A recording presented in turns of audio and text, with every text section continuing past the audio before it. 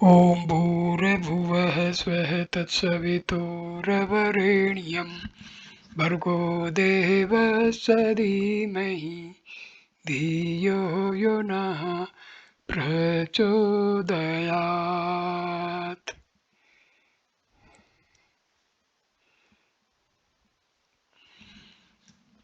नमस्कार मेरे प्यारे दोस्तों, ये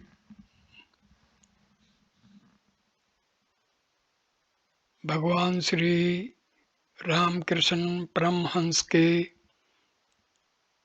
वचनामृत का 5वां वीडियो है। ये वीडियो हम शुरू करते हैं ब्राह्म समाज व्यक्तित्व और समाज संस्कार, सोशल रिफॉर्म्स। पहले ईश्वर लाभ, उसके बाद लोक शिक्षा। नरेंद्र और उनके मित्र पंचवटी के चबूतरे से उतरे और श्री राम कृष्ण के पास खड़े हुए। श्री राम कृष्ण दक्षिण मुख होकर उनसे बातचीत करते करते अपने कमरे की तरफ आ रहे हैं। श्री राम कृष्ण: गोता लगाने से तुम्हें घड़ियाल पकड़ सकते हैं, पर हल्दी चुपड़ने से वे नहीं छू सकते।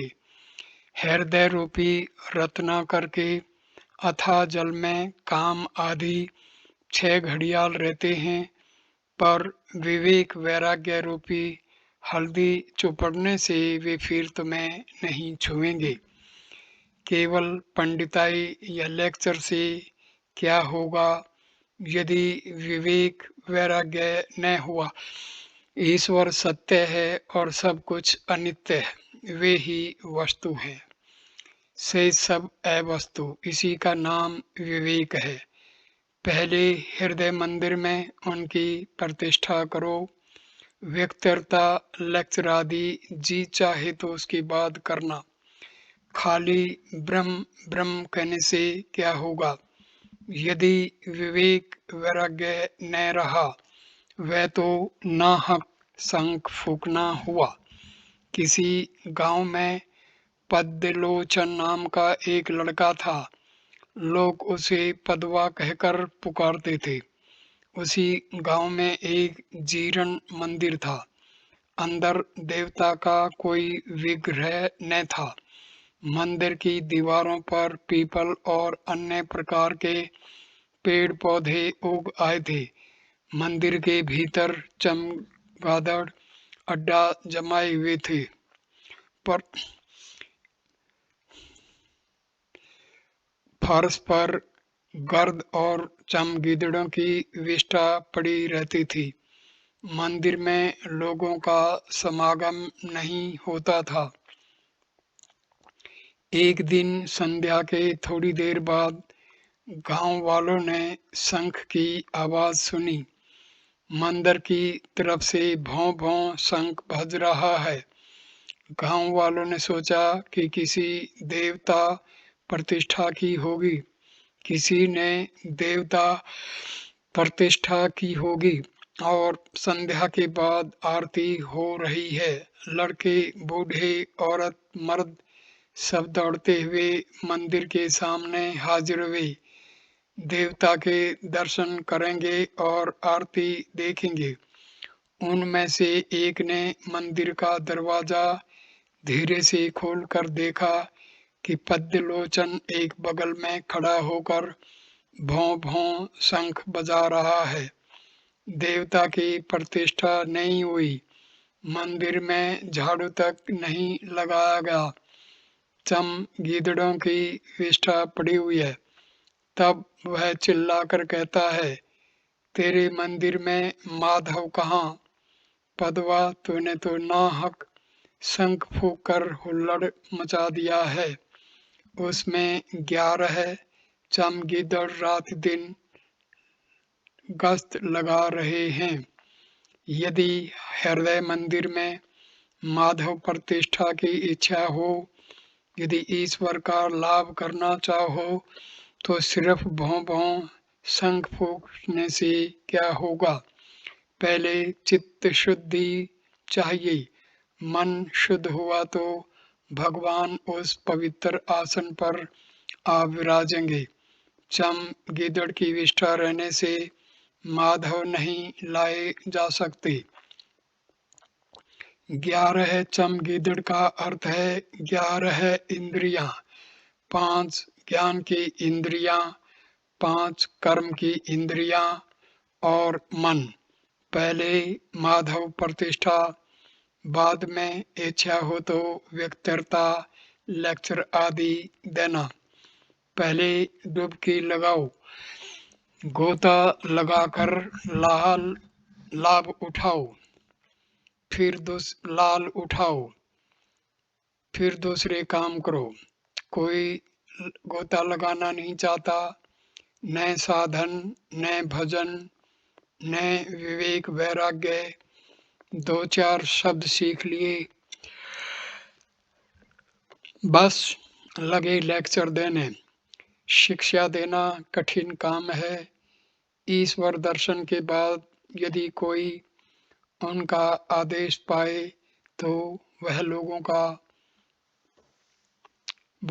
लोगों को शिक्षा दे सकता है। अविद्या स्त्री, सच्ची भक्ति हो तो सभी वश में आ जाते हैं। बातें करते हुए श्री राम कृष्ण उत्तर वाले बरामदे के पश्चिम भाग में आ खड़े हुए। मणि पास खड़े हैं। श्री राम कृष्ण बारंबार कह रहे हैं, बिना विवेक वैराग्य के भगवान नहीं मिलेंगे। मणि विवाह कर चुके हैं, इसलिए व्याकुल होकर सोच रहे हैं कि क्या उपाय होगा। उनकी उम्र 28 वर्ष की है। कॉलेज में पढ़कर उन्होंने कुछ अंग्रेजी शिक्षा पाई है। वे सोच रहे हैं, क्या विवेक वैराग्य का अर्थ कामनी कांचन का त्याग है। मणि श्री रामकृष्ण से, यदि स्त्री कहे कि आप मेरी देखभाल नहीं करते हैं, मैं आत्महत्या करूंगी तो कैसा होगा। श्री राम कृष्ण गंभीर स्वर से, ऐसे स्त्री को त्यागना चाहिए जो ईश्वर की राह में विघ्न डालती हो, चाहे वह आत्महत्या करे चाहे और कुछ। जो स्त्री ईश्वर की राह में विघ्न डालती है वह अविद्या स्त्री है। गहरी चिंता में डूबे हुए मणि दीवार से टेक कर एक तरफ खड़े रहे। नरेंद्र आदि भक्त भी थोड़ी देर निर्वाक हो रहे। श्री रामकृष्ण उनसे जरा बातचीत कर रहे हैं। एकाएक मणि के पास आकर एकांत में मृदु स्वर से कहते हैं, परंतु जिसकी ईश्वर पर सच्ची भक्ति है उसके वश में सभी आ जाते हैं। राजा, बुरे आदमी, स्त्री, सब। यदि किसी की भक्ति सच्ची हो तो स्त्री भी कर्म से ईश्वर की राह पर जा सकती है। आप अच्छे हुए तो ईश्वर की इच्छा से वह भी अच्छी हो सकती है। मणि की चिंताग्नि पर पानी बरसा।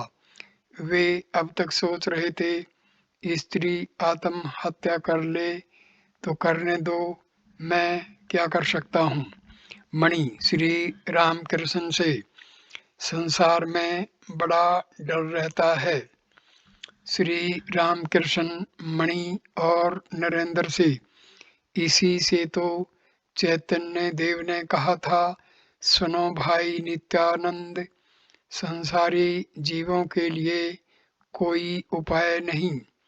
मणि से एकांत में, यदि ईश्वर पर शुद्धा भक्ति न हुई तो कोई उपाय नहीं। यदि कोई ईश्वर का लाभ करके संसार में रहे तो उसे कुछ डर नहीं। यदि बीच-बीच में एकांत में साधना करके कोई शुद्ध भक्ति प्राप्त कर सके तो संसार में रहते हुए भी उसे कोई डर नहीं। चैतन्य देव के संसारी भक्त भी थे। वे तो कहने भर के लिए संसारी थे। वे अनासक्त होकर रहते थे। देव देवियों की भोग आरती हो चुकी। वैसे ही नौबत बजने लगी। अब उनके विश्राम का समय हुआ। श्री राम कृष्ण भोजन करने बैठे। नरेंद्र आदि भक्त भी आज भी आपके पास प्रसाद पाएंगे। परिच्छेद 11 दक्षिणेश्वर में भक्तों से वार्तालाप। श्री राम कृष्ण दक्षिणेश्वर मंदिर में विराजमान हैं। दिन के 9 बजे होंगे। अपनी छोटी खाट पर वे विश्राम कर रहे हैं। फर्श पर मणि बैठे हैं। उनसे श्री राम कृष्ण वार्तालाप कर रहे हैं। आज विजयादशमी है। रविवार 22 अक्टूबर 1882। आजकल राखाल श्री राम कृष्ण के पास रहते हैं। नरेंद्र और भवनाथ कभी कभी आया करते हैं। श्री रामकृष्ण के साथ उनके भतीजे रामलाल और हाजरा महाशय रहते हैं। राम मनोमोहन, सुरेश मास्टर और बलराम प्राय हर हफ्ते श्री राम कृष्ण के दर्शन कर जाते हैं। बाबूराम अभी 1-2 ही बार दर्शन करने गए हैं। श्री राम कृष्ण, तुम्हारी पूजा की छुट्टी हो गई। मणि, जी हाँ, मैं सप्तमी, अष्टमी और नवमी को प्रतिदिन केशव सेन के घर गया था। श्री राम कृष्ण, क्या कहते हो? मणि, दुर्गा पूजा की अच्छी व्याख्या सुनी। श्री राम कृष्ण, कैसी कहो तो?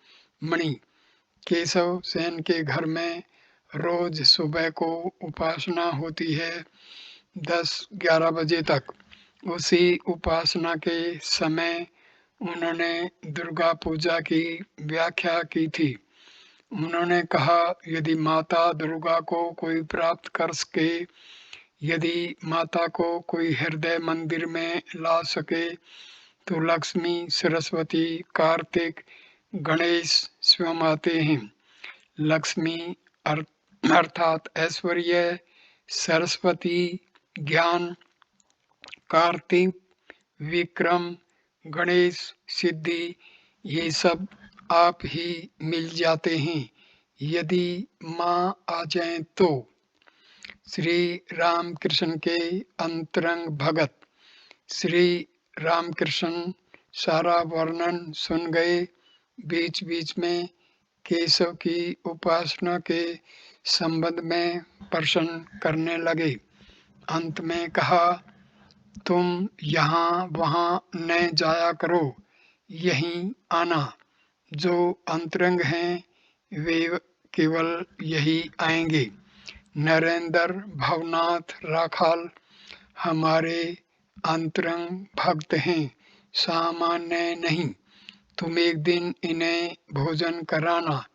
नरेंद्र को तुम कैसा समझते हो? मणि जी, बहुत अच्छा। श्री रामकृष्ण, देखो नरेंद्र में कितने गुण हैं। गाता है, बजाता है, विद्वान है और जितेंद्रिय है। कहता है विवाह न करूँगा। बचपन से ही ईश्वर में मन है। साकार अथवा निराकार, चिन्मय मूर्ति ध्यान, मातृ ध्यान। श्री रामकृष्ण मणि से, आजकल तुम्हारे ईश्वर स्मरण का क्या हाल है? मन साकार पर जाता है या निराकार पर? मणि जी, अभी तो मन साकार पर नहीं जाता और इधर निराकार में मन को स्थिर नहीं कर सकता। श्री राम कृष्ण, देखो, निराकार में तत्काल मन स्थिर नहीं होता। पहले पहल तो साकार अच्छा है। मणि, मिट्टी की इन सब मूर्तियों की चिंता करना।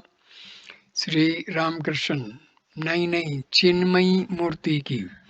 मणि, तो भी हाथ पैर तो सोचने ही पड़ेंगे, परंतु यह भी सोचता हूँ कि पहली अवस्था में किसी रूप की चिंता किए बिना मन स्थिर न होगा। यह आपने कह भी दिया है। अच्छा, वे तो अनेक रूप धारण कर सकते हैं, तो क्या अपनी माता के स्वरूप का ध्यान किया जा सकता है? श्री रामकृष्ण, हाँ, वे माँ, गुरु तथा ब्रह्मई है। मणि चुप बैठे रहे। कुछ देर बाद फिर रामकृष्ण से पूछने लगे, मणि, अच्छा, निराकार में क्या दिखता है? क्या इसका वर्णन नहीं किया जा सकता? श्री रामकृष्ण कुछ सोचकर, वह कैसा है बताऊं? यह कहकर श्री रामकृष्ण कुछ देर चुप बैठे रहे। फिर साकार और निराकार दर्शन में कैसा अनुभव होता है, इस संबंध की एक बात कह दी और फिर चुप हो रहे। श्री रामकृष्ण, देखो, इसको ठीक ठीक समझने के लिए साधना चाहिए। यदि घर के भीतर के रतन देखना चाहते हो और लेना चाहते हो तो मेहनत करके कुंजी लाकर दरवाजे का ताला खोलो और रतन निकालो। नहीं तो घर में ताला लगा हुआ है और द्वार पर खड़े हुए सोच रहे हैं, लो, हमने दरवाजा खोला, संदूक का ताला तोड़ा, अब यह रतन निकाल रहे हैं। सिर्फ खड़े खड़े सोचने से काम न चलेगा, साधना करनी चाहिए। अनंत श्री राम कृष्ण तथा अनंत ईश्वर सभी मार्ग हैं। श्री वृंदावन दर्शन ज्ञानी तथा अवतारवाद। श्री राम कृष्ण, ज्ञानी निराकार का चिंतन करते हैं, वे अवतार नहीं मानते। अर्जुन ने श्री कृष्ण की स्तुति में कहा, तुम पूर्ण ब्रह्म हो। श्री कृष्ण ने अर्जुन से कहा कि आओ देखो, हम पूर्ण ब्रह्म हैं या नहीं। यह कहकर श्री कृष्ण अर्जुन को एक जगह ले गए और पूछा, तुम क्या देखते हो? अर्जुन बोला, मैं एक बड़ा पेड़ देख रहा हूँ जिसमें जामुन के से गुच्छे के गुच्छे फल लगे हैं। श्री कृष्ण ने कहा कि और भी पास जाकर देखो, वे काले फल नहीं, गुच्छे के गुच्छे अनगिनती फल, कृष्ण फल फले हुए हैं। मुझ जैसे, अर्थात उस पूर्ण ब्रह्म रूपी वृक्ष से करोड़ों अवतार होते हैं और चले जाते हैं। कबीर दास का रुख निराकार की ओर था। श्री कृष्ण की चर्चा होती तो कबीरदास कहते, उसे क्या भजूं। गोपियां तालियां पीटती थी और वह बंदर की तरह नाचता था, हंसते हुए। मैं साकारवादियों को निकट साकार हूँ और निराकारवादियों के निकट निराकार। मणि हंसकर, जिनकी बात हो रही है वे ईश्वर जैसे अनंत हैं, आप भी वैसे ही अनंत हैं, आपका अंत ही नहीं मिलता। श्री राम कृष्ण से हास्य, वाह रे, तुम तो समझ गए। सुनो, एक बार सब धर्म कर लेने चाहिए, सब मार्गों से आना चाहिए। खेलने की गोटी सब घर बिना पार किए कहीं लाल होती है। गोटी जब लाल होती है तब कोई उसे नहीं छू पाता। मणि, जी हाँ। कुटीचक तीर्थ यात्रा का उद्देश्य। श्री रामकृष्ण योगी दो प्रकार के हैं, बहुदक और कुटीचक। जो साधु तीर्थों में घूम रहा है, जिसके मन को अभी तक शांति नहीं मिली, उसे बहुदक कहते हैं। और जिसने चारों ओर घूमकर मन को शिथिल कर लिया है, जिसे शांति मिल गई है, वह किसी एक जगह आसन जमा देता है, फिर नहीं हिलता। उसी एक ही जगह बैठे हुए उसे आनंद मिलता है। उसे तीर्थ जाने की कोई आवश्यकता नहीं। यदि वह तीर्थ जाए तो केवल उद्दीपना के लिए जाता है। मुझे एक बार सब धर्म करने पड़े थे, हिंदू, मुसलमान, क्रिश्चियन, इधर शाक्त, वैष्णव, वेदांत, इन सब रास्तों से भी आना पड़ा। ईश्वर वही एक हैं, इनसे उन्हीं की ओर सब चल रहे हैं, भिन्न भिन्न मार्गों से।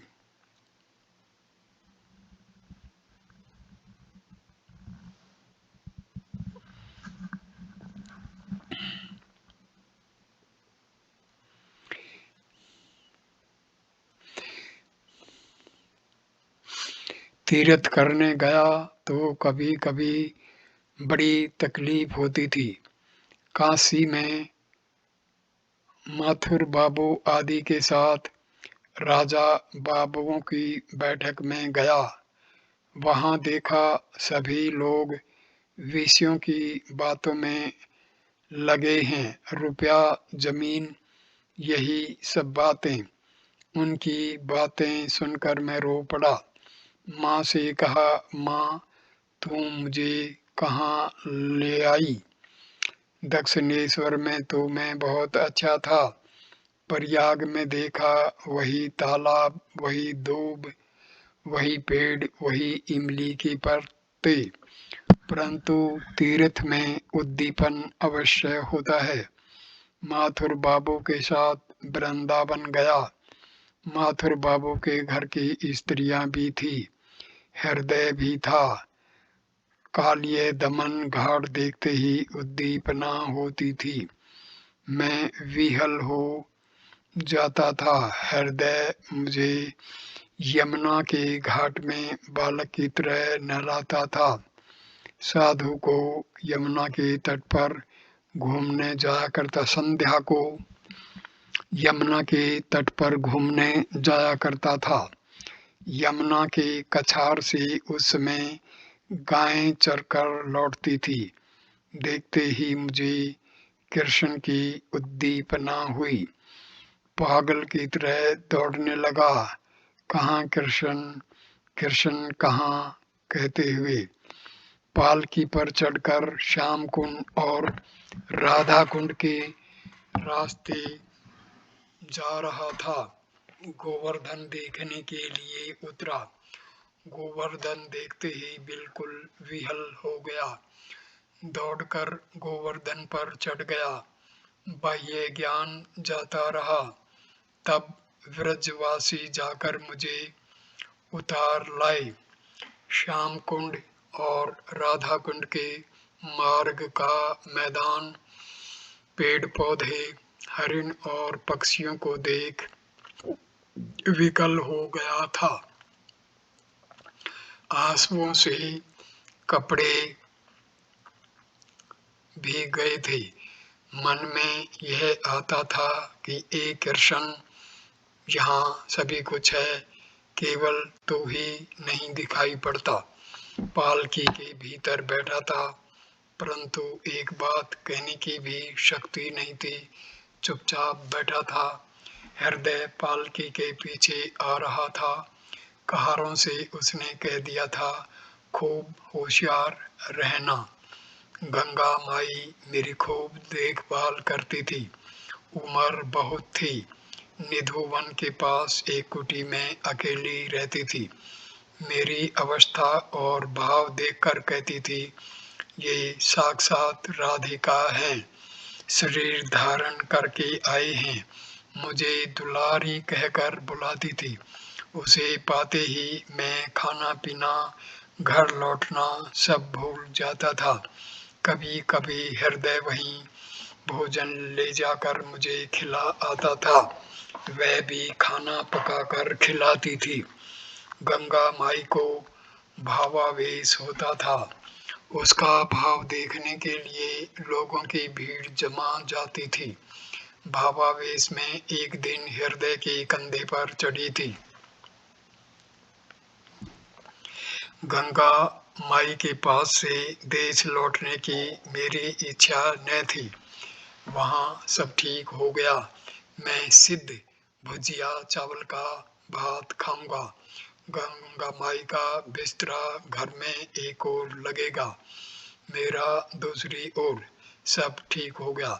तब हृदय बोला, तुम्हें पेट की शिकायत है, कौन देखेगा? गंगा माई बोली, क्यों, मैं देखूंगी, मैं सेवा करूंगी। एक हाथ पकड़कर हृदय खींचने लगा और दूसरा हाथ पकड़कर गंगा माई। ऐसे समय माँ की याद आ गई। माँ अकेली काली मंदिर के नौबत खाने में है।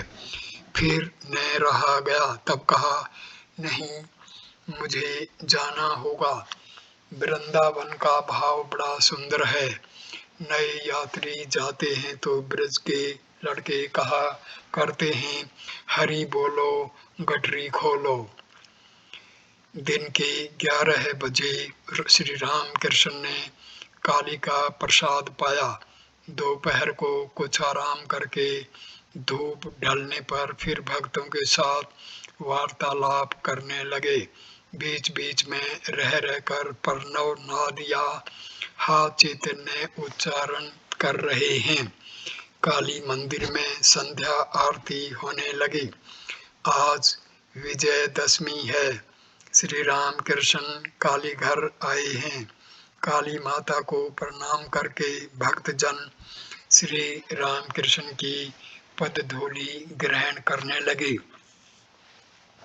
रामलाल ने काली जी की आरती की है। श्री राम कृष्ण रामलाल को बुलाने लगे, कहाँ हो रामलाल? काली जी को विजया निवेदित की गई है।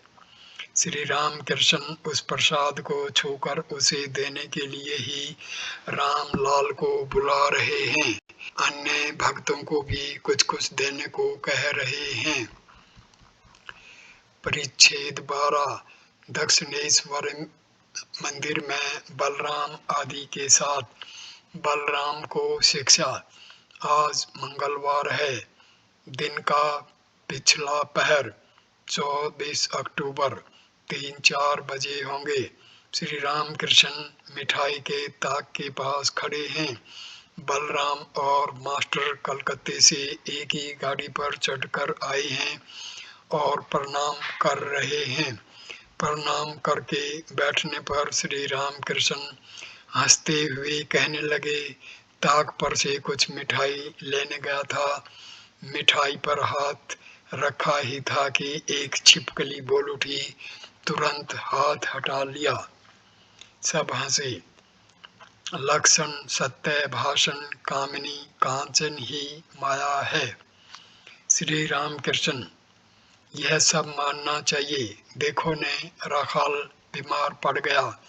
मेरे भी हाथ पैर में दर्द हो रहा है। क्या हुआ सुनो। सुबह को मैंने उठते ही राखाल आ रहा है सोचकर अमुक का मुख देख लिया था। सब हंसते हैं। हाँ जी, लक्षण भी देखना चाहिए। उस दिन नरेंद्र एक काने लड़के को लाया था। उसका मित्र है। आंख बिल्कुल कानी नहीं थी। जो हो, मैंने सोचा नरेंद्र यह आफत का पुतला कहाँ से लाया? और एक आदमी आता है, मैं उसके हाथ की कोई चीज नहीं खा सकता। वह ऑफिस में काम करता है, 20 रुपया महीना पाता है और 20 रुपया न जाने कैसा झूठा बिल लिख कर पाता है। वह झूठ बोलता है, इसलिए आने पर उससे बहुत नहीं बोलता। कभी तो 2-2, 4-4 दिन ऑफिस जाता ही नहीं, यहीं पड़ा रहता है। किस मतलब से जानते हो? मतलब यह है कि किसी से कह सुन दूं तो दूसरी जगह नौकरी हो जाए। बलराम का वंश परम वैष्णवों का वंश है। बलराम के पिता वृद्ध हो गए हैं, परम वैष्णव हैं। सिर पर शिखा है, गले में तुलसी की माला है, हाथ में सदा ही माला लिए जप करते रहते हैं। उड़ीसा में इनकी बहुत बड़ी जमींदारी है और कोठार श्री वृंदावन तथा और भी कई जगह श्री राधा कृष्ण विग्रह की सेवा होता है और धर्मशाला भी है। बलराम अभी पहले पहल आने लगे हैं। श्री राम कृष्ण बातों बातों में उन्हें उपदेश दे रहे हैं। श्री राम कृष्ण, उस दिन अमुक आया था, सुना है उस काली कलोटी स्त्री का गुलाम है। ईश्वर दर्शन क्यों नहीं होते?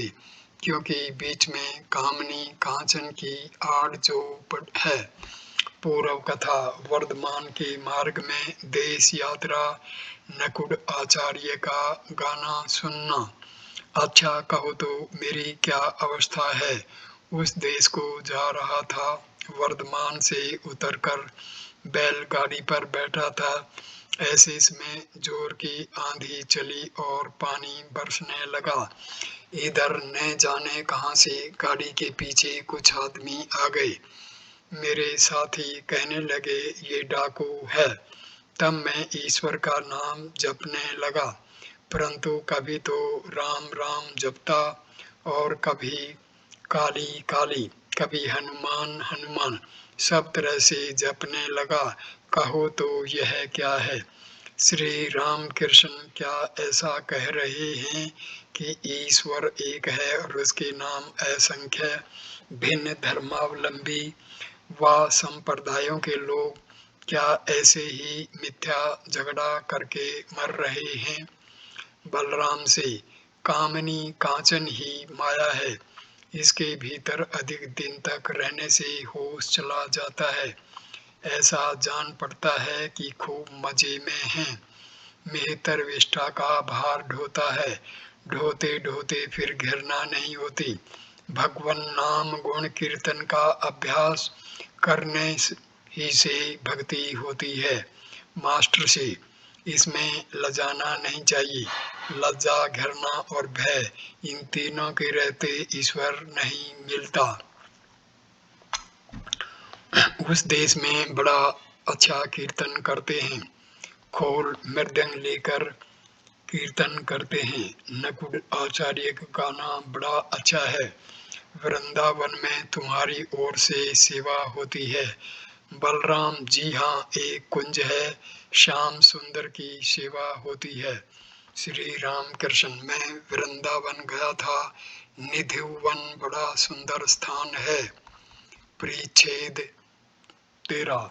केशव चंद्र सेन के साथ श्री राम कृष्ण का नौका विहार, आनंद और वार्तालाप। एक, समाधि में। आज शरद पूर्णिमा है, लक्ष्मी जी की पूजा है। शुक्रवार 27 अक्टूबर 1882। श्री राम कृष्ण दक्षिणेश्वर काली मंदिर के उसी पूर्व परिचित कमरे में बैठे हैं। विजय गोस्वामी और हरलाल से बातचीत कर रहे हैं। एक आदमी ने आकर कहा, केशव सेन जहाज पर चढ़कर घाट पर आए हैं। केशव के शिष्यों ने प्रणाम करके कहा, महाराज जहाज आया है, आपको चलना होगा, चलिए जरा घूम आइएगा।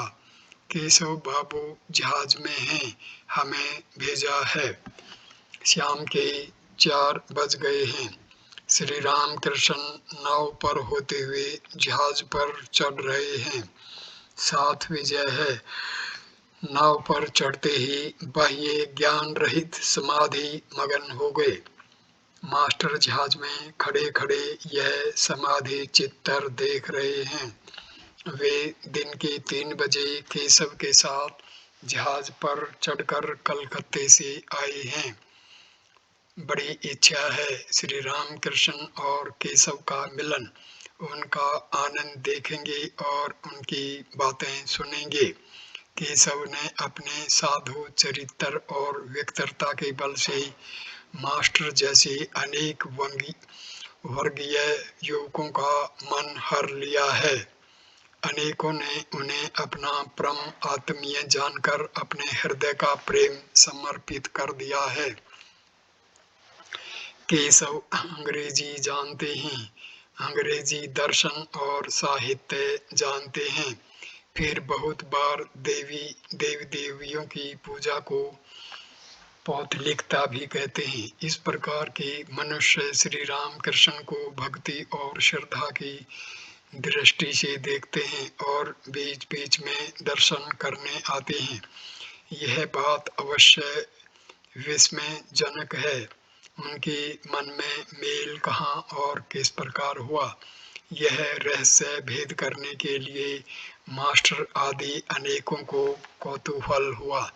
श्री रामकृष्ण निराकारवादी तो हैं, किंतु साकारवादी भी हैं।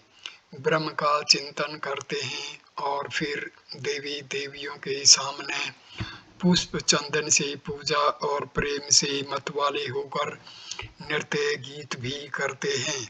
खाट और बिछौने पर बैठते हैं।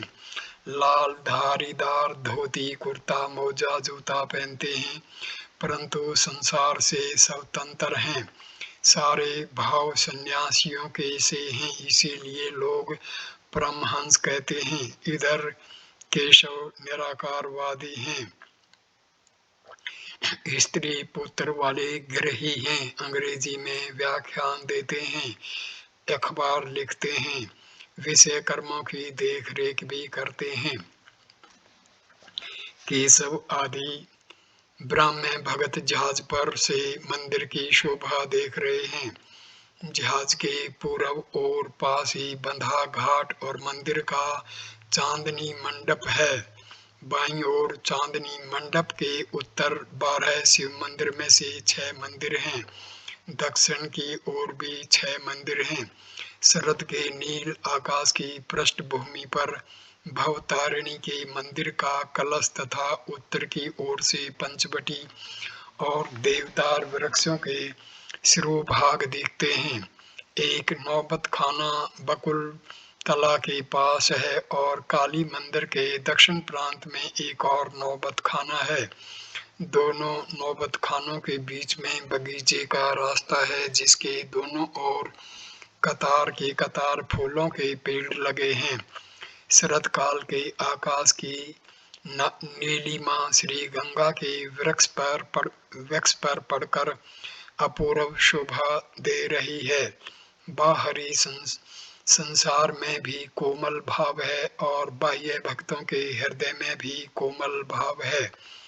ऊपर सुंदर नीला अनंत आकाश है, सामने सुंदर ठाकुर बाड़ी है, नीचे पवित्र सलीला गंगा है, जिनके किनारे आर्य ऋषियों ने परमात्मा का स्मरण मनन किया है। फिर एक महापुरुष आए हैं जो साक्षात सनातन धर्म है। इस प्रकार के दर्शन मनुष्यों को सर्वदा नहीं होते। ऐसे समाधि मगन महापुरुष पर किसकी भक्ति नहीं होगी? ऐसा कौन कठोर मनुष्य है जो द्रवीभूत न होगा? दूसरा, वसासि जीर्णानि यथा विहार नवानि गृह्णाति नरो प्राणी तथा शरीराणि विहाय जीर्णोन्यानि सयाति नवानि देहि। समाधि में आत्मा अनीश्वर है, पवहारी बाबा। नाव आकर जहाज से लगी, तभी सभी श्री राम कृष्ण को देखने के लिए उत्सुक हो रहे हैं। अच्छी भीड़ है। श्री राम कृष्ण को निर्विघ्न उतारने के लिए केशव आदि व्यग्र हो रहे हैं।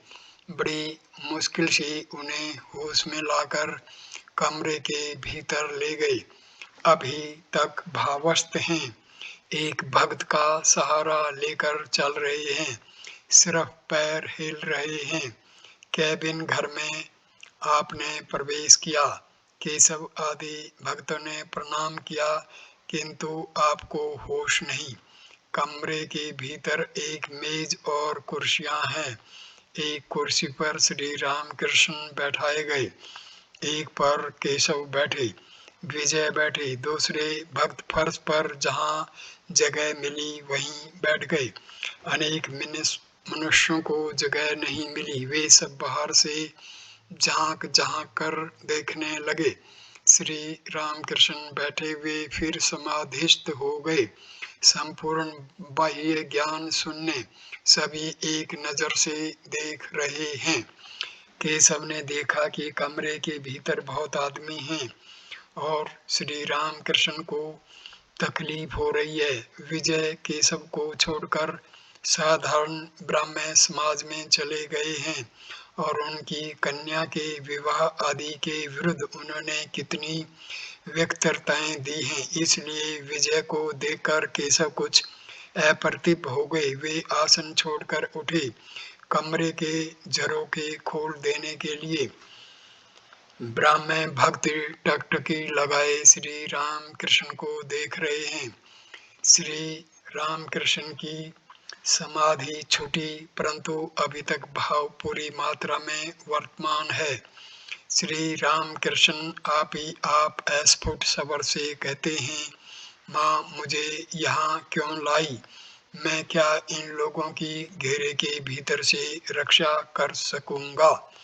श्री राम कृष्ण शायद देख रहे हैं कि संसारी जीव घेरे के भीतर बंद हैं, बाहर नहीं आ सकते, बाहर का उजाला भी नहीं देख पाते। सबके हाथ पैर सांसारिक कामों से बंधे हैं। केवल घर के भीतर की वस्तु उन्हें देखने को मिलती है। वे सोचते हैं कि जीवन का उद्देश्य केवल शरीर सुख और विषय कर्म, काम और कांचन है। क्या इसीलिए श्री राम कृष्ण ने कहा, माँ मुझे यहाँ क्यों लाई? मैं क्या इन लोगों की घेरे के भीतर से रक्षा कर सकूंगा? धीरे धीरे श्री राम कृष्ण को बाह्य ज्ञान हुआ। गाजीपुर के नील माधव बाबू और एक ब्राह्मण भक्त ने पवहारी बाबा की बात चलाई। ब्राह्मण भक्त, महाराज इन लोगों ने पवहारी बाबा को देखा है। वे गाजीपुर में रहते हैं। आपकी तरह एक और है। श्री रामकृष्ण अभी तक बातचीत नहीं कर पा रहे, सुनकर सिर्फ मुस्कुराए।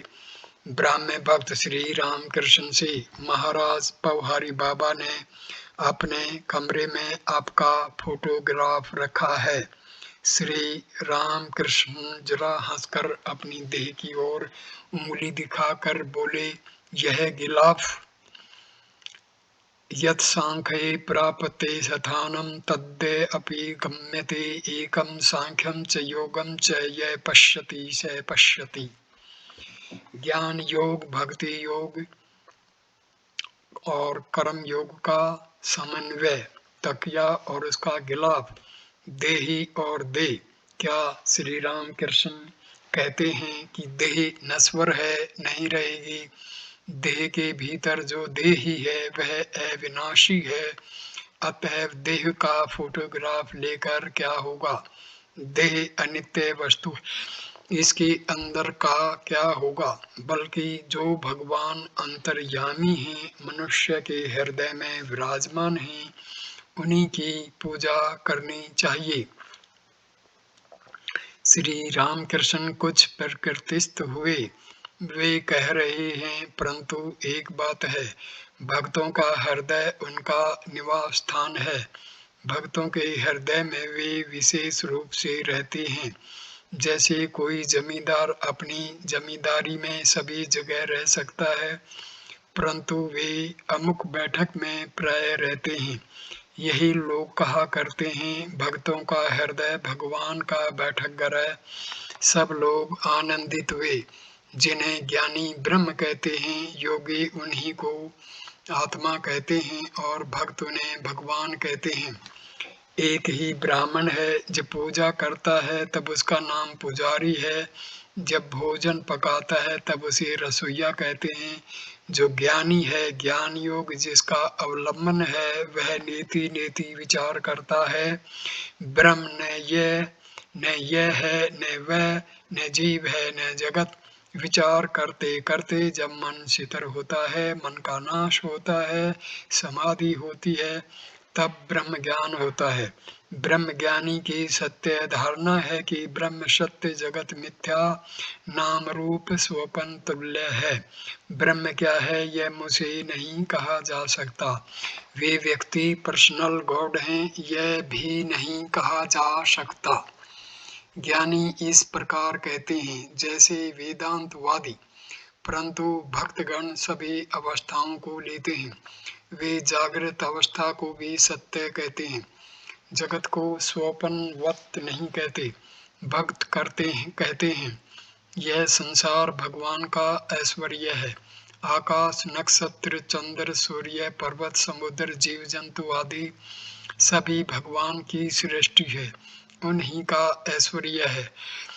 वे हृदय के भीतर हैं और बाहर भी। उत्तम भक्त कहता है, वे स्वयं ही यही 24 तत्व जीव जगत बने हैं। भगत की इच्छा चीनी खाने की है, चीनी होने की नहीं। सब हंसते हैं। भक्त का भाव कैसा है जानते हो? हे भगवान, तुम प्रभु हो, मैं तुम्हारा दास हूँ। तुम माता हो, मैं तुम्हारी संतान हूँ। और यह भी कि तुम मेरे पिता या माता हो। तुम पूर्ण हो, मैं तुम्हारा अंश हूँ। भक्त यह कहने की इच्छा नहीं करता कि मैं ब्रह्म हूँ। योगी भी परमात्मा के दर्शन करने की चेष्टा करता है। उद्देश्य जीवात्मा और परमात्मा का योग है। योगी विषयों से मन को खींच लेता है और परमात्मा में मन लगाने की चेष्टा करता है। इसीलिए पहले पहल निर्जन में शिथिल आसन साधकर अनन्य मन से ध्यान चिंतन करता है। परंतु वस्तु एक ही है, केवल नाम का भेद है। जो ब्रह्म है वही आत्मा है, वही भगवान है। ब्रह्म ज्ञानियों के लिए ब्रह्म, योगियों के लिए परमात्मा और भक्तों के लिए भगवान।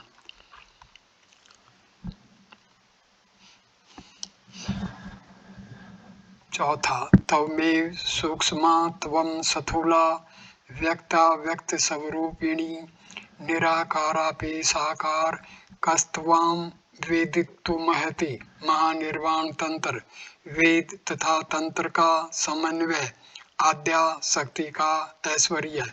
इधर जहाज कलकत्ते की ओर जा रहा है, उधर कमरे के भीतर जो लोग श्री राम कृष्ण के दर्शन कर रहे हैं और उनकी अमृतमयी वाणी सुन रहे हैं, उन्हें शुद्ध नहीं कि जहाज चल रहा है या नहीं। भौरा फूल पर बैठने पर फिर क्या भन भनाता है।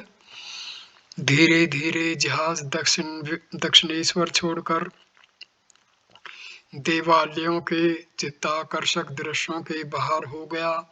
चलते हुए जहाज से मथा हुआ गंगा जल फेन में तरंगों से भर गया और उससे आवाज होने लगी। परंतु यह आवाज भक्तों के कानों तक नहीं पहुंची। वे तो मुग्ध होकर देखते हैं केवल हंसमुख आनंद में प्रेम रंजित नेत्र वाले एक अपूर्व प्रिय दर्शन योगी को। वे मुग्ध होकर देखते हैं कि सर्व त्यागी एक प्रेमी विरागी को, जो ईश्वर को छोड़ और कुछ नहीं जानते। श्री राम कृष्ण वार्तालाप कर रहे हैं। श्री राम कृष्ण वेदांतवादी ब्रह्म ज्ञानी कहते हैं, सृष्टि स्थिति प्रलय जीव जगत यह सब शक्ति का खेल है। विचार करने पर यह सब स्वपनवत जान पड़ता है। ब्रह्म ही वस्तु है और सब अवस्तु। शक्ति भी स्वपनवत अवस्तु है, परंतु चाहे लाख विचार करो, बिना समाधि में लीन हुए शक्ति के इलाके के बाहर जाने की सामर्थ्य नहीं। मैं ध्यान कर रहा हूँ, मैं चिंतन कर रहा हूँ, यह सब शक्ति के इलाके के अंदर है, शक्ति के ऐश्वर्य के भीतर है। इसलिए ब्रह्म और शक्ति अभिन्न हैं। एक को मानो तो दूसरे को भी मानना पड़ता है। जैसे अग्नि और उसकी दाहिका शक्ति। अग्नि को मानो तो दाहिका शक्ति को भी मानना पड़ेगा। बिना दाहिका शक्ति के अग्नि का विचार नहीं किया जा सकता। फिर अग्नि को छोड़कर दाहिका शक्ति का विचार नहीं किया जा सकता। सूर्य को अलग करके उसकी किरणों की कल्पना नहीं की जा सकती। न किरणों को छोड़कर कोई सूर्य को ही सोच सकता है। दूध कैसा है सफेद, दूध को छोड़कर दूध की धवलता नहीं सोची जा सकती, और न बिना धवलता के दूध ही सोचा जा सकता है। इसलिए ब्रह्म को छोड़कर न शक्ति को कोई सोच सकता है और न शक्ति को छोड़कर ब्रह्म को। उसी प्रकार नित्य को छोड़कर न लीला को कोई सोच सकता है और न लीला को छोड़कर नित्य को। आद्या शक्ति लीलामयी है, वे सृष्टि स्थिति और प्रलय करती है। उन्हीं का नाम काली है। काली ही ब्रह्म है, ब्रह्म ही काली है। एक ही वस्तु है, वे निष्क्रिय है। सृष्टि स्थिति प्रलय का कोई काम नहीं करते। यह बात जब सोचता हूँ तब उन्हें ब्रह्म कहता हूँ, और जब वे ये सब काम करते हैं तब उन्हें काली कहता हूँ, शक्ति कहता हूँ। एक ही व्यक्ति है, भेद सिर्फ नाम और रूप में है। जिस प्रकार जल, वाटर और पानी, एक तालाब में 3-4 घाट हैं। एक घाट में हिंदू पानी पीते हैं, वे जल कहते हैं। एक घाट में मुसलमान पानी पीते हैं, वे पानी कहते हैं। और एक घाट में अंग्रेज पानी पीते हैं, वे वाटर कहते हैं। तीनों एक हैं, भेद केवल नामों में है। उन्हें कोई अल्लाह कहता है, कोई गॉड, कोई ब्रह्म कहता है, कोई काली, कोई राम, हरि, ईसा, दुर्गा आदि। केशव से हास्य, यह कहिए कि काली कितने भावों से लीला कर रही है। महाकाली तथा सृष्टि प्रकरण। श्री राम कृष्ण से हास्य, वे नाना भावों से लीला कर रही हैं। वे ही महाकाली, नित्य काली, शमशान काली, रक्षा काली और श्यामा काली है। महाकाली और नित्य काली की बात तंत्रों में है। जब सृष्टि हुई नहीं थी, सूर्य, चंद्र, ग्रह, पृथ्वी आदि नहीं थी, घोर अंधकार था, तब केवल निराकार महाकाली महाकाल के साथ अभेद रूप में विराजमान थी। श्यामा काली का बहुत कुछा कोमल भाव है, वराभयदायिनी है। गृहस्थों के घर उन्हीं की पूजा होती है। जब अकाल, महामारी, भूकंप, अनावृष्टि, अतिवृष्टि होती है, तब रक्षा काली की पूजा की जाती है। शमशान काली की संहार मूर्ति है। शव शिवा डाकिनी योगिनियों के बीच शमशान में रहती है। रुधिर धारा, गले में मुंडमाला, कटी में नरहस्तों का कमरबंद। जब संसार का नाश होता है, महाप्रलय होता है, तब माँ सृष्टि के बीच इकट्ठी कर लेती है।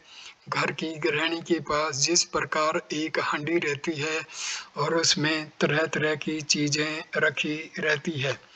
केशव तथा और लोग हंसते हैं। श्री राम कृष्ण से हास्य, जी हाँ जी, गृहिणियों के पास इस तरह की हांडी रहती है। उसमें वे समुद्र, फैन, नील का डला, खीरे, कोड़े आदि के बीच छोटी छोटी गठड़ियों में बांध कर रख देती है और जरूरत पड़ने पर निकालती है। माँ ब्रह्ममयी सृष्टिनाश के बाद इसी प्रकार सब बीज इकट्ठा कर लेती है। सृष्टि के बाद आद्या शक्ति संसार के भीतर ही रहती है। वे संसार प्रसव करती है, फिर संसार के भीतर रहती है, वेदों में ऊर्नाभ की बात है, मकड़ी और उसका जाला। मकड़ी अपने भीतर से जाला निकालती है और उसी के ऊपर रहती भी है। ईश्वर संसार के आधार और आधेय दोनों हैं। काली ब्रह्म, काली निर्गुण और सगुणा। काली का रंग काला थोड़ी ही है, दूर है, इसी से काला जान पड़ता है।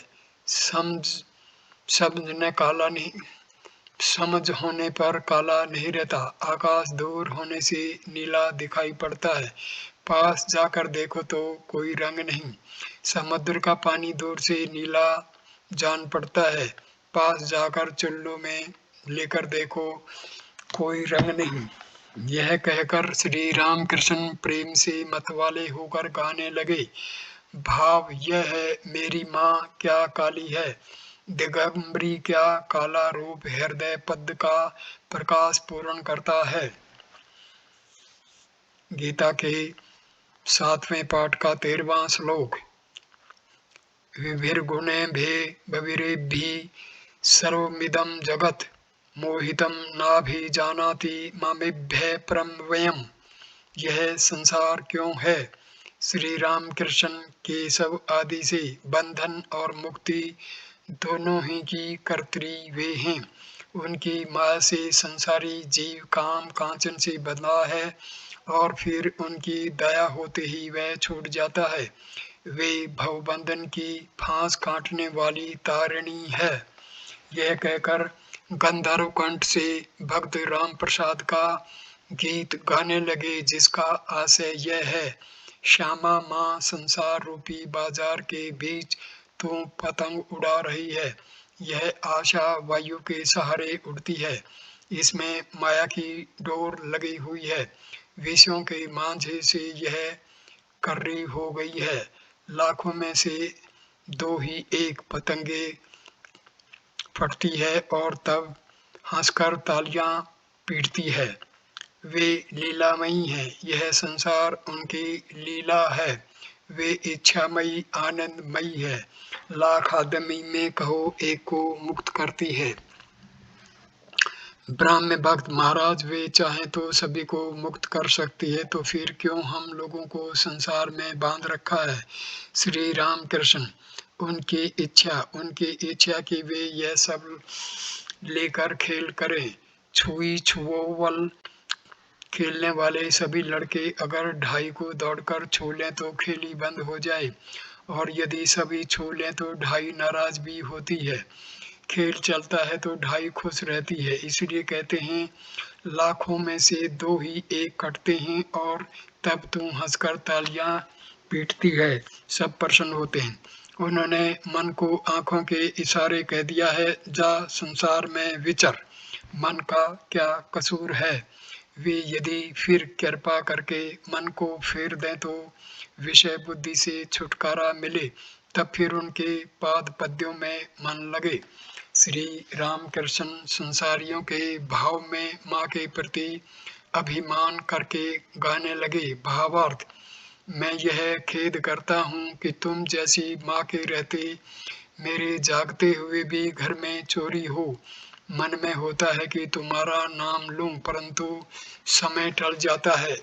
मैंने समझा है, जाना है और मुझे आशय भी मिला है कि यह सब तुम्हारी ही चातुरी है।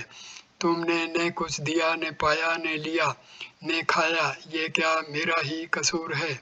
यदि देती तो पाती, लेती और खाती, मैं भी तुम्हारा ही तुम्हें देता और खिलाता। यस अपयस सुरम कुरस सभी रस तुम्हारे हैं। रसेश्वरी, रस से रहकर यह रस भंग क्यों? प्रसाद कहता है, तुम ही ने मन को पैदा करते इसमें इशारा कर दिया है। तुम्हारी यह सृष्टि किसी की कुदृष्टि से जल गई है, पर हम उसे मीठी समझकर भटक रहे हैं। उन्हीं की माया से भूलकर मनुष्य संसारी हुआ है। प्रसाद कहता है, तुम ही ने मन को पैदा करते इसमें इशारा कर दिया। कर्म योग, संसार तथा निष्काम कर्म। ब्राह्मण भक्त, महाराज बिना सब त्याग किए क्या ईश्वर नहीं मिलते? श्री राम कृष्ण सहहास्य। नहीं जी, तुम लोगों को सब कुछ क्यों त्याग करना होगा? तुम लोग तो बड़े अच्छे हो, इधर भी हो और उधर भी। आधा खांड और आधा शीरा। लोग हंसते हैं, बड़े आनंद से हो। नक्श का खेल जानते हो, मैं ज्यादा काट कर जल गया हूँ, तुम लोग बड़े सयाने हो। कोई 10 में हो, कोई 6 में, कोई 5 में। तुमने ज्यादा नहीं काटा इसलिए मेरी तरह जल नहीं गए। खेल चल रहा है, यह तो अच्छा है। सब हंसे। सच कहता हूँ, तुम लोग गृहस्थी में हो, इसमें कोई दोष नहीं, पर मन ईश्वर की ओर रखना चाहिए, नहीं तो न होगा। एक हाथ से काम करो और एक हाथ से ईश्वर को पकड़े रहो। काम खत्म हो जाने पर दोनों हाथों से ईश्वर को पकड़ लेना। सब कुछ मन पर निर्भर है। मन ही से बद्ध है और मन ही से मुक्त है। मन पर जो रंग चढ़ाओगे उसी से वह रंग जाएगा। और जैसे रंगरेज के घर के कपड़े लाल रंग से रंगे तो लाल, हरे से रंगे तो हरे, सब्ज से रंग सब्ज, जिस रंग से रंगो वही रंग चढ़ जाएगा। देखो न, अगर कुछ अंग्रेजी पढ़ लो तो मुंह से अंग्रेजी शब्द आ जाते हैं। फुट फट इट पिट। सब हंसे। और पैरों में बूट जूता, सीटी बजाकर गाना, ये सब आ जाते हैं। और पंडित संस्कृत पढ़े तो श्लोक आवृत्ति करने लगता है। मन को यदि कुसंग में रखो तो वैसी ही बातचीत, वैसी ही चिंता हो जाएगी। यदि भक्तों के साथ रखो तो ईश्वर चिंतन, भक्त प्रसंग, ये सब होंगे। मन ही को लेकर सब कुछ है। एक और स्त्री है और एक और संतान। स्त्री को एक भाव से और संतान को दूसरे भाव से प्यार करता है, किंतु एक ही है मन। गीता के 18वें अध्याय का 66वां श्लोक। सर्वधर्मान् परित्यज्य मामेकं शरणं वर्जा अहं त्वा सर्वपापेभ्यो मोक्षयिष्यामि मा शुच। ईसाई धर्म, ब्रह्म समाज और पापवाद। श्री राम कृष्ण। ब्राह्म भक्त के प्रति मन ही मन बंधन है और मन ही में मुक्ति। मैं मुक्त पुरुष हूँ, चाहे संसार में रहूं चाहे अरण्य में। मुझे बंधन कैसा, मैं ईश्वर की संतान हूँ, राजा धीराज का बेटा, मुझे भला कौन बांध सकता है। सांप के काटने पर यदि दृढ़ता के साथ यह कहा जाए कि विष नहीं है तो सचमुच विष उतर जाता है। उसी प्रकार दृढ़ता के साथ यह कहते कहते कि मैं बद्ध नहीं, मैं मुक्त हूँ, वास्तव में वैसा ही हो जाता है। मनुष्य मुक्त ही हो जाता है। किसी ने ईसाइयों की एक किताब दी थी, मैंने पढ़कर सुनाने के लिए कहा। उसमें केवल पाप पाप ही भरा था। केशव के प्रति तुम्हारे ब्राह्मण समाज में भी केवल पाप पाप ही सुनाई देता है। जो व्यक्ति बार बार मैं बद्ध हूँ कहता रहता है, वह बद्ध ही हो जाता है। जो दिन रात मैं पापी हूँ, मैं गप्पी हूँ यही रटता रहता है, वह सचमुच पापी ही बन जाता है।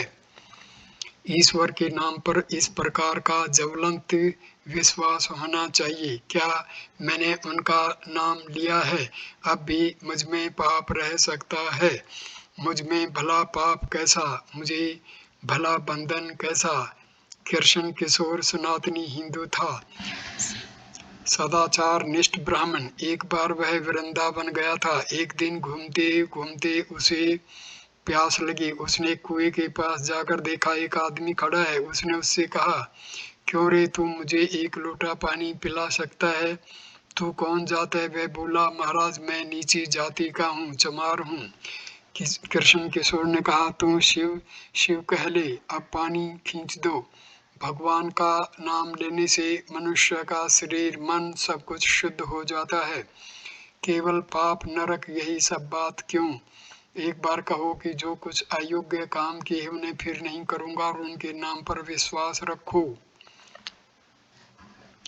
श्री रामकृष्ण प्रेमोन्मत्त होकर नाम महात्म में गाने लगे। भावार्थ, दुर्गा दुर्गा अगर जपो मैं, जब मेरे निकलेंगे प्राण, देखूं कैसे नहीं तारती, कैसे हो करुणा की खान। मैंने माँ के निकट केवल भक्ति मांगी थी। हाथ में फूल लेकर माँ के पाद पद्यों में चढ़ा था। कहा था, माँ यह लो तुम्हारा पाप, यह लो तुम्हारा पुण्य, मुझे शुद्ध भक्ति दो, यह लो तुम्हारा ज्ञान, यह लो तुम्हारा अज्ञान, मुझे शुद्ध भक्ति दो, यह लो तुम्हारी सोचिता, यह लो तुम्हारी असोचिता, मुझे शुद्ध भक्ति दो, यह लो तुम्हारा धर्म, यह लो तुम्हारा अधर्म, मुझे शुद्ध भक्ति दो। ब्राह्मण भक्तों के प्रति एक राम प्रसाद का गीत सुनो। भावार्थ, चल मन घूमने चले, काली रूपी कल्पतरु के नीचे तुझे धर्म अर्थ काम मोक्ष चारों फल पड़े मिल जाएंगे। अपनी प्रवृत्ति और निवृत्ति इन दोनों पत्नियों में से तो केवल निवृत्ति को ही साथ ले। उसके विवेक नामक बेटे से तत्व ज्ञान की बातें पूछना।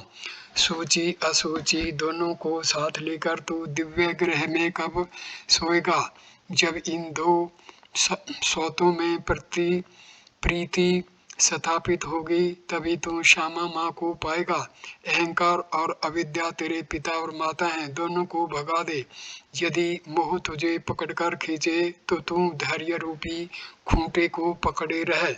धर्म अधर्म इन दो बकरों को उपेक्षा रूपी खूंटी से बांधे रख।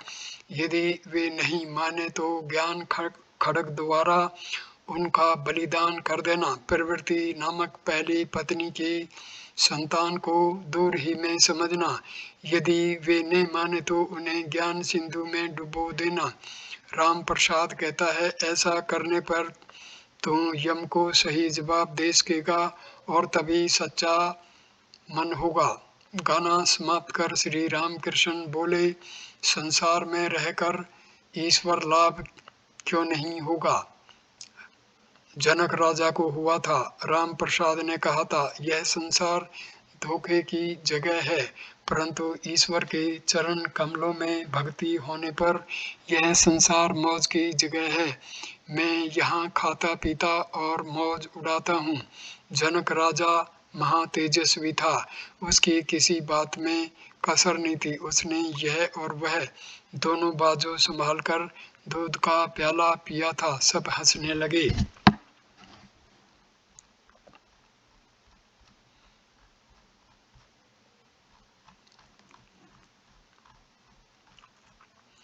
गृहस्थ के लिए उपाय, एकांतवास तथा विवेक।